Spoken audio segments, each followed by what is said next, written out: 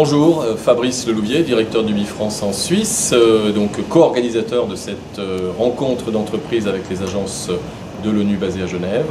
Et nous sommes heureux aujourd'hui de pouvoir monter cette opération en coordination avec la représentation permanente de la France auprès de l'ONU pour montrer la bonne coordination des services de l'État au soutien des entreprises françaises à l'international. Je me tourne vers Madame Aurélie Godillère qui représente la société Enerlis et qui va vous dire pourquoi elle est là aujourd'hui et ce qu'elle attend de cette journée. Donc société Enerlis, société de services en efficacité énergétique et environnementale, donc société française, PME française.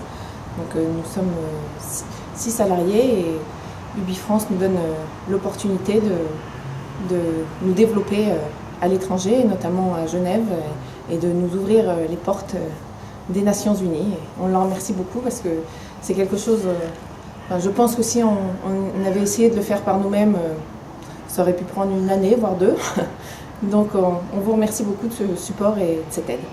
Très bien. Voilà, en espérant que, après je dirais la balle est dans notre camp, à nous de montrer notre efficacité et notre plus-value en tant qu'entreprise française.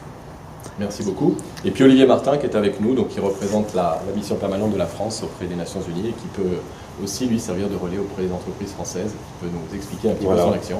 Donc Olivier Martin, moi je suis le point de contact de la mission permanente française ici auprès des Nations Unies à Genève et j'ai la complémentarité avec l'agence UBI France en ayant la connaissance fine des décideurs, des organisations internationales, du jeu institutionnel et de cette façon-là, en apportant ces contacts-là à UBI France et en les faisant venir aujourd'hui rencontrer des entreprises, que nous arrivons à faire un travail efficace et à boucler la boucle au service de l'export de nos PME dans ces marchés particuliers.